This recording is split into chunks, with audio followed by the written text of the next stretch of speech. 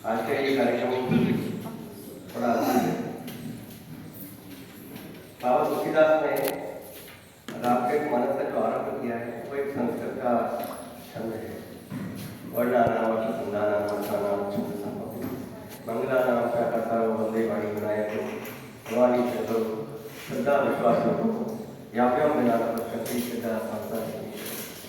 उसके बाद 5 सोठे। पहला सोठा गणपति जी के लिए है। जो सुमर से भी कोई गणनाएं करे करूँ के सोए तो राशि सुन सदन उनको हुए वाचा पंग चढ़े गिरवरे व्यास के पास दया देवों से करिमल दे नील सर्व श्याम करुण अरुण बारिश ने करुण सुमन धाम बदा चीज सागर से तुंग दुष्मते हमारा मन करना वे जात दिन करने करुण कृपा मर्दन में बंदव द्रुपद गंधे कृपा सिंधुनर रूप धर महामोहन पुंज जात वचन कविता। ये जो 5वां सोठा है इसको फिर से सुनिए। इसमें वो अपने गुरु का स्मरण बंदव द्रुपद गंधे कृपा सिंधुनर रूप धर। आपको प्रणाम करता हूँ। हम लोग संभवतः जानते हैं कि तुलसीदास जी के गुरु का नाम नरहरिदास था और हमारे बीच में आज नरहरिदास जी विराजमान है, उनको प्रणाम करते हैं। कार्यक्रम की अध्यक्षता कर रहे हैं हमारे मार्गदर्शक परम श्रद्धेय आदरणीय मनोज श्रीवास्तव जी, आदरणीय द्विवेदी जी, इस मामले में आचार्य संजीव दुबे जी, इस आयोजन की सुधार आदरणीय सरोज गुप्ता जी, रामायण केंद्र की सागरी इकाई के संयोजक के अध्यक्ष पंडित मोहन चौबे जी, भोपाल से हमारे बीच में भोपाल रामायण केंद्र इकाई के संयोजक पंडित कमलेश जोशी जी भी आए हुए हैं, उनको भी, और बाकी मंच पर राजेश सरी और सम्मुख बैठे हुए सब वे लोग जो इस अभियान को मानते हैं कि ये कार्य है जिसे करना चाहिए। मैं सभी को प्रणाम करता हूँ। और वैसे तो सरोज जी ने बता ही दिया है कि रामायण केंद्र की क्या गतिविधियाँ हैं, और उनको सबसे पहले तो बधाई देता हूँ। सागर की इकाई को आप सबसे व्हाट्सएप वगैरह के माध्यम से जुड़े हुए थे, लेकिन आप लोगों का काम अद्भुत है क्योंकि आपने 1 महीने में ही वो सब करके दिखा दिया है जो बहुत से लोग सोचते रहते हैं। सर, मैं आपको बताना चाहता हूँ कि जब अयोध्या में 22 जनवरी को श्री राम मंदिर का शुभारंभ फिर से हो रहा था और वहाँ पर प्रतिष्ठा हो रही थी, तब हमारे मन में विचार आया कि क्या हम लोग उसमें किस तरह से सहभागी कर सकते हैं या क्या योगदान कर सकते हैं। तो हमें लगा कि वो एक उपाय है रामकृत मानस में कि जहाँ कहाँ और जहाँ राम निवास, तो राम तो उस हर स्थान पर है जहाँ पर राम जाना है वहीं अयोध्या है। तो इसलिए हम अपने सारे स्थानों पर अयोध्या माने और वहाँ हम अपने दर से कुछ करें। तो हमने जहाँ जहाँ हमारी इकाइयाँ हैं हमने सबको संदेशित किया और सबने उसको सहज स्वीकार किया कि अपने आसपास के जितने भी राम मंदिर हैं उनको चिन्हित करके, और क्योंकि 22 तारीख की व्यवस्था रहेगी तो इसके 1 दिन पहले 21 जनवरी को हम लोग सभी अपने समूह में राम मंदिरों में जाएं और वहाँ के पुजारी जो वास्तव में लंबे समय से वहाँ पर पूजा कर रहे हैं, सेवा कर रहे हैं, तो उनका भी सम्मान इसमें होना चाहिए। उसके पीछे दूसरा 2 उद्देश्य थे। तो राम जी का पहुँचा था ही राम मंदिर पर, दूसरा उद्देश्य ये भी था कि जो पुजारी हैं उनकी बातों को हमें सुनना और जानना चाहिए कि आखिर वो उनकी मनस्थिति क्या है उनके, क्योंकि बहुत से पुजारी ऐसे हैं जिनका रोजगार भी उनके जीवन दिनचर्या है उससे गुजरती है, तो उनकी बातें भी हमें मालूम पड़े और उनके माध्यम से जो लोग जुड़ते हैं मंदिरों से उन तक भी सही बात पहुँचे। तो जो रामायण केंद्र का शोध पक्ष है, जो शोध कार्य है, वो शोध कार्य ऐसे लोगों तक पहुँचे और उसका अधिक से अधिक प्रचार हो। इसलिए राम मंदिरों के पुजारी या दूसरे मंदिरों के पुजारियों को भी एकत्र होने की आवश्यकता है और उनके माध्यम से सही शोध पहुँचे, क्योंकि बहुत से पुजारी ऐसे होते हैं जिनको बहुत सारी जानकारियाँ नहीं होती, वो थोड़ी सी भावुकता वाली और भक्ति प्रधान जानकारियाँ तो होती हैं, लेकिन राम जी के सोच चंद्र में नहीं थे, जिसके विद्वान हमारे आदरणीय मनोज श्रीवास्तव जी उन चीज़ों को लेते हैं, तो वो चीज़ें भी सब लोगों तक पहुँचे। इस भाव को भी इसमें सम्मिलित किया था और हमने प्रयास किया कि उन सारे तैयारियों को चिन्हित करें। एक ये बहुत अद्भुत कार्य किया है सागर इकाई ने कि ये प्रिंट आपने ये इकट्ठा भी कर लिया। इसमें जितने भी मंदिरों को चुना गया, उनके मंदिरों के नाम, पुजारियों के नाम, उनके मोबाइल नंबर, पता वगैरह सब इसमें दिया हुआ है। तो ये एक डॉक्यूमेंट है और हम चाहते हैं कि सभी जगह इस की, और ये बताते हुए खुशी होती है कि सागर इकाई ने 21 मंदिरों का चयन करके और विधिवत कार्य किया। भोपाल इकाई के पंडित कमलेश जोशी बैठे हैं। भोपाल में 51 मंदिरों का चयन किया गया था और वहाँ पर 51 मंदिरों में अलग अलग हमने 5-7 दल बनाए थे और एक एक दल के पास 5-5 दर्जन मंदिर थे। तो सारे भोपाल को कवर करने का प्रयास किया, लेकिन भोपाल में मंदिरों की संख्या बहुत ज़्यादा है, तो वो हमने क्रम निरंतर रखा है। इसी तरह से वो भी प्रदेशों से खबरें आई कि ये एक अच्छा संकेत है। ये कार्यक्रम दरअसल एक सांकेतिक है, इसके माध्यम से हम अपने उद्देश्य तक पहुँचना चाहते हैं। आखिर हम चाहते क्या है? एक तो वो साहित्य का पक्ष है जिसके माध्यम से हम विचार विमर्श करके अपने ज्ञान के पासा को समझते हैं और उसके अनेक अर्थ जो उसमें छुपे हुए हैं, उसमें आध्यात्मिक अर्थ हो सकते हैं या उसके जो सांसारिक अर्थ हैं उनको समझते हैं। लेकिन एक उसका लोक पक्ष भी है।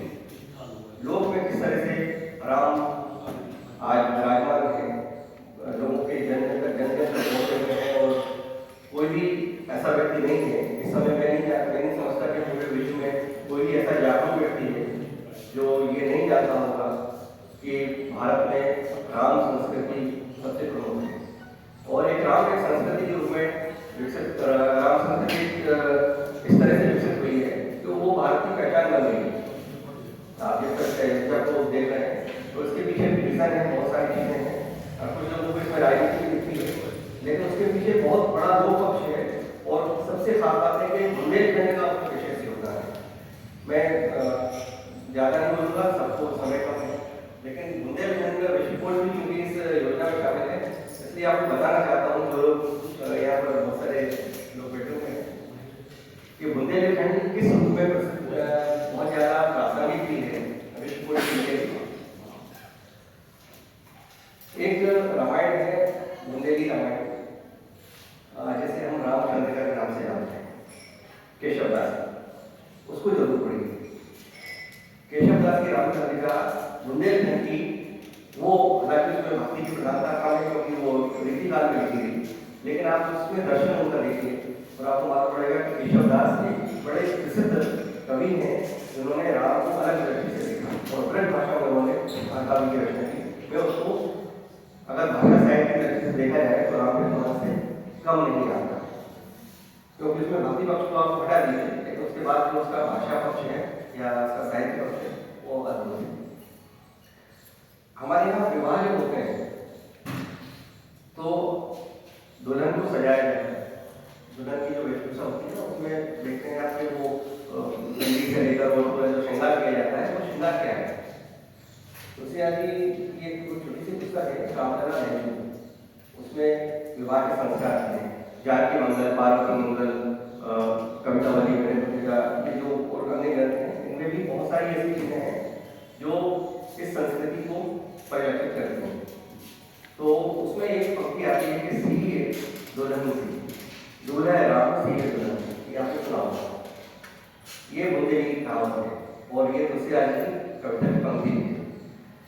तो हमारे यहाँ जो दूल्हा होता है, विवाह होता है, तो राम जी की तरह माना जाता है और जिस तरह से राम का विवाह हुआ था, घोड़े पर सवार थे, कटार थी, मुकुट था, पंख लगा हुआ था, उसी तरह से श्रृंगार करने का प्रयास किया जाता है दूल्हे को।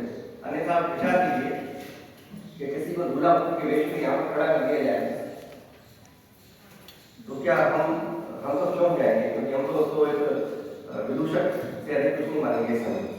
लेकिन उस समय हम उसको दूल्हे के रूप में श्रृंगार करते हैं उसका, और इसी तरह से दुल्हन का श्रृंगार भी करते हैं और दुल्हन को ये मानते हैं कि वो सीता का जो स्वरूप जिस समय विवाह का था वही स्वरूप होना चाहिए। तो हमारी जो समाज की जो परंपरा है विवाह की, वो निश्चित रूप से उस बुंदेली से आती है और जो रामायण है, रामकथा है,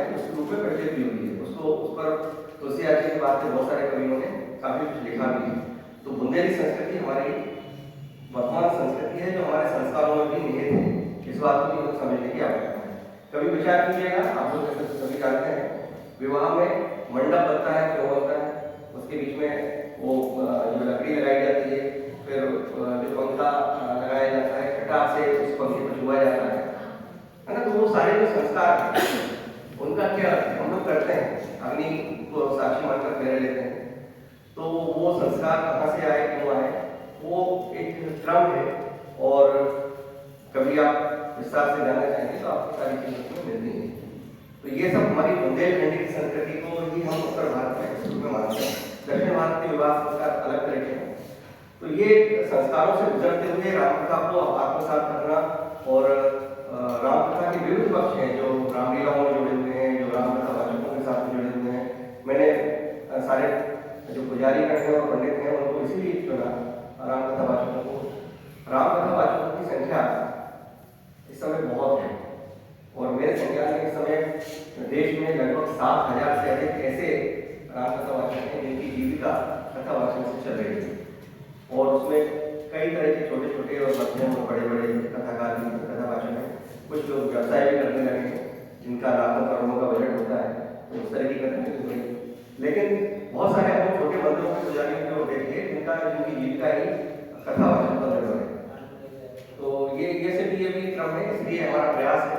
अभी रामायण के माध्यम से हमने, मुझे लगता है कि हम 400-500 लोगों तक पहुँच गए हैं, और उसमें काफ़ी सारे पुजारी हैं। और हमने ये भी प्रयास किया है, थोड़ी सी बात कही थी कि हम पुजारियों को ही आगे रखकर और उन्हीं के मार्गदर्शन में उन्हीं के साथ लेकर इस क्रम को चलाएं। तो भोपाल में जैसे हमने कमलेश जोशी जी हैं, सागर में हमारे प्रमोद जी मिल गए, तो ये क्रम चलता रहेगा। और मैं पुनः आप सभी को बहुत धन्यवाद देता हूँ कि सागर इकाई ने 1 महीने में अपना वो रंग दिखाया है कि उससे सभी हमारी इकाइयाँ बढ़ने लगी।